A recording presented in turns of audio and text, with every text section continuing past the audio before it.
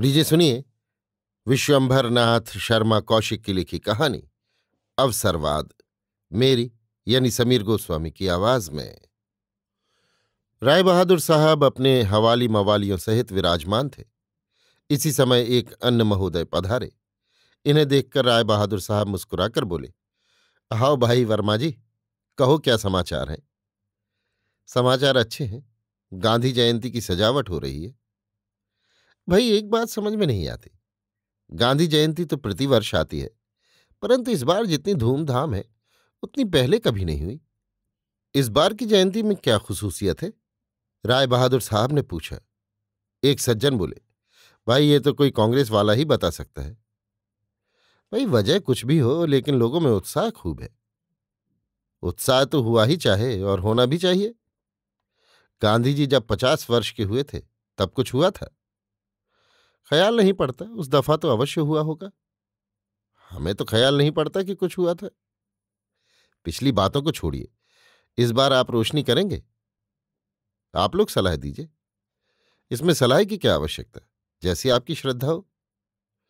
रोशनी करें तो सजावट भी करें। हाँ, फाटक वाटक बनवाना चाहिए। रोशनी न करेंगे तो क्या, लोग बुरा मानेंगे। और आगे कांग्रेस मिनिस्ट्री भी आ रही है, ये याद रखिए। राय बहादुर साहब बोले, अरे यारो, कोई ऐसा डॉल नहीं लग सकता कि हमें कांग्रेस असेंबली के लिए खड़ा कर दे। इसकी केवल एक तरकीब है। वो क्या? राय बहादुरी का खिताब त्याग दीजिए और जयंती पर खूब सजावट और रोशनी कीजिए। राय बहादुरी का खिताब त्यागने की बात गलत है। बिना खिताब छोड़े तो कांग्रेस आपको खड़ा नहीं करेगी। कहीं ऐसा ना हो कि दोनों दीन से गए पाड़े, न हलवा मिला न माड़े, खिताब भी छोड़े और असेंबली की सीट भी न मिले। हिंदू सभा की ओर से खड़े होने पर भी खिताब त्यागना पड़ेगा। एक काम कीजिए कि खिताब तो त्याग दीजिए और कांग्रेसियों से मेल बढ़ाइए। प्रयत्न कीजिए, बिना प्रयत्न किए कुछ ना होगा। खिताब छोड़ते बड़ा कष्ट होता है। सो तो होता होगा, बड़े कष्ट से मिला भी तो होगा। क्या पूछते हो, न जाने कितना रुपया खर्च हुआ और कितनी दौड़ धूप की गई, तब कहीं ये खिताब मिला है। इसमें कोई संदेह नहीं, परंतु यदि एमएलए बना चाहिए तो खिताब छोड़ना ही पड़ेगा। कोई ऐसी तरकीब नहीं निकल सकती कि खिताब न छोड़ना पड़े और असेंबली में भी पहुंच जाए? हमारी समझ में तो ऐसी कोई तरकीब नहीं निकल सकती। खिताब छोड़ने पर हाकिम लोग नाराज हो जाएंगे। हाँ, नाराज तो अवश्य होंगे, पर आपका क्या कर लेंगे? अरे भाई, कभी कोई काम पड़ा तो कलेक्टर साहब बात भी न करेंगे। यदि आप एमएलए हो गए तो हुक्काम लोग आपकी खुशामद करेंगे, ये भी तो देखिए। हाँ, ये बात तो पक्की है। तो बस फिर हटाइए झगड़ा। अच्छा, आज जरा इस बात पर विचार कर लें। राय बहादुर साहब ने खूब सोच विचार करके खिताब छोड़ देना ही निश्चय किया। अतः उन्होंने राय बहादुरी का खिताब त्याग दिया। एक दिन नगर निवासियों ने एक स्थानीय पत्र में ये समाचार बड़े आश्चर्य के साथ पढ़ा कि राय बहादुर संपत्ति लाल ने अपना खिताब वापस कर दिया और कांग्रेस में सम्मिलित हो गए। इस समाचार के प्रकाशित होते ही संपत्ति लाल के पास बधाइयां आने लगीं। कुछ कांग्रेसी बधाई देने गए। संपत्ति लाल ने उनकी बड़ी खातिर की। इस प्रकार कांग्रेसी लोगों का आवागमन संपत्ति लाल के यहां हो गया और घनिष्ठता उत्पन्न हो गई। अब संपत्ति लाल खद्दरधारी हो गए। क्रमशः ये नियम हो गया कि कदाचित ही कोई ऐसा अशुभ दिन जाता हो जबकि 4-6 कांग्रेसी संपत्ति लाल के यहां भोजन न करते हों। 2-4 ने तो समय ताक लिया था, संपत्ति लाल के यहां भोजन के समय पहुंच जाते थे। एक दिन संपत्ति लाल बोले, यदि असेंबली के लिए हम खड़े हों तो कैसा? वाह वाह, बड़ा अच्छा रहे। आप जैसों को तो जाना ही चाहिए। परंतु कांग्रेस हमें अपना कैंडिडेट चुन लेगी। आपने इतना त्याग किया है, खिताब छोड़ा, खद्दर धारण किया, अब तो आपको चुनने में कोई आपत्ति न होना चाहिए। आप लोग प्रयत्न करें तो संभव हो सकता है। कांग्रेसी भाई आपस में परामर्श करके बोले, एक काम कीजिए, प्रांत के 2 बड़े नेताओं को अपने यहां निमंत्रित कीजिए। निमंत्रित करने का कोई अवसर भी तो होना चाहिए। अवसर तो गांधी जयंती के रूप में आ रहा है।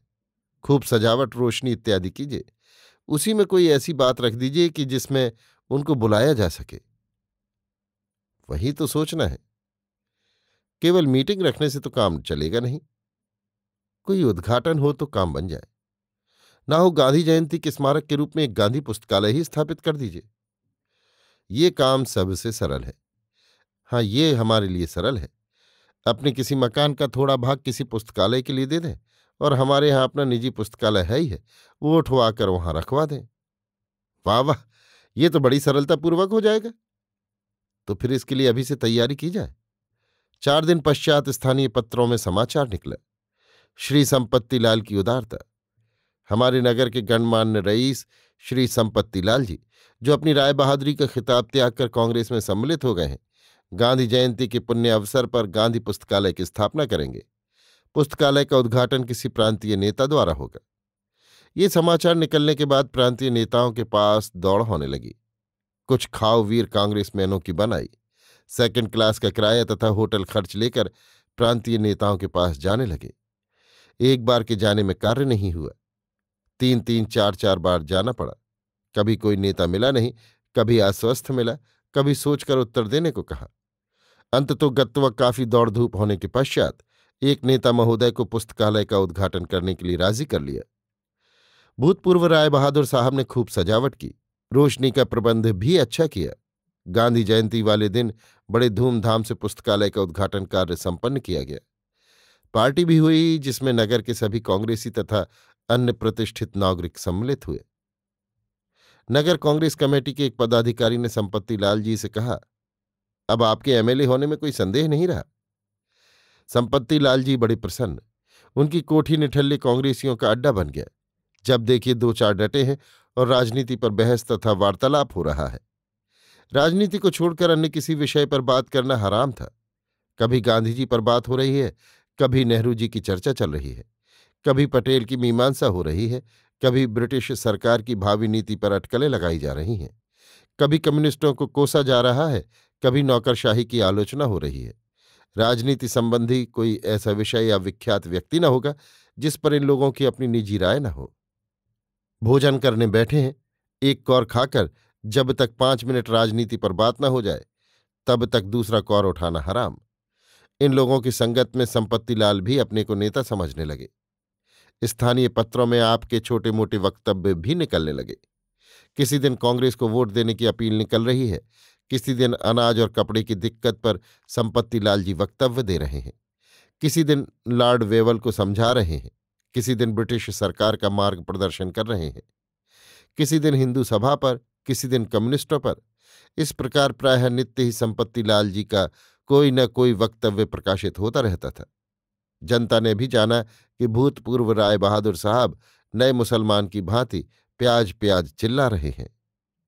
इधर ज्यों ज्यों चुनाव के नॉमिनेशन की तारीख निकट आती जाती थी, संपत्ति लाल का उत्साह बढ़ता जाता था। खाओवीर कांग्रेसमैनों की दौड़ लग रही थी। कोई इलाहाबाद की यात्रा करता था, कोई लखनऊ, कोई बंबई इत्यादि तक पहुंचा।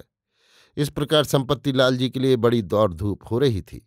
एक दिन संपत्ति लाल जी को सूचना दी गई कि आपके नाम की प्रांतीय कांग्रेस कमेटी ने सिफारिश कर दी है। संपत्ति लाल जी अपने कांग्रेसी अंतरंग मित्रों में बैठकर कहते, जान पड़ता है असेंबली में जाना ही पड़ेगा। अच्छा है, हम लोगों को बल मिल जाएगा। मेरी तो विशेष इच्छा नहीं थी, परंतु प्रांतीय कांग्रेस कमेटी बहुत जोर डाल रही है। उसने तो एक प्रकार से मुझे भेजना निश्चित भी कर लिया है। देखा आपने, खिताब छोड़ने से ये बात हुई। खिताब तो मैं स्वयं ही छोड़ना चाहता था। अब आजकल राष्ट्रीय दृष्टि से इन खिताबों का कोई मूल्य नहीं रहा, इसमें क्या संदेह है। परंतु एमएलए होकर हमारा ख्याल रखिएगा। और तो हमारी कोई इच्छा नहीं, हमारे लड़के को कोई बढ़िया नौकरी दिलवा दीजिएगा। हमें तो कोई सरकारी ठेका वेका दिलवा देना। संपत्ति लाल बोले, आप लोगों के लिए तो जा ही रहा हूं, अन्यथा मुझे अपने लिए क्या आवश्यकता है। आपको किस बात की कमी? आप तो जो कुछ करेंगे परोपकार के लिए ही करेंगे। परोपकार और देश सेवा, यही मेरे 2 लक्ष्य हैं। परंतु जब चुनाव की नामावली प्रकाशित हुई तो उसमें संपत्ति लाल जी का नाम न था। संपत्ति लाल तो मानो आकाश से गिरे। कांग्रेस वालों से पूछा, ये क्या गड़बड़ हुआ? क्या बतावें, कुछ समझ में नहीं आता। आप लोग तो कह रहे थे कि आपका नाम आ जाएगा। हाँ जी, कुछ कहा नहीं जाता, सब मामला तय हो गया था, न जाने बीच में क्या घपला हो गया। भूतपूर्व राय बहादुर साहब की सब आशाएं मिट्टी में मिल गईं। कांग्रेसियों का आना जाना भी कम हो गया। कांग्रेसियों के संबंध में भूतपूर्व राय साहब की राय अब बहुत अच्छी नहीं है। सुना गया है कि संपत्तिलाल जी आजकल अपना समय राम भजन में अधिक व्यतीत करते हैं।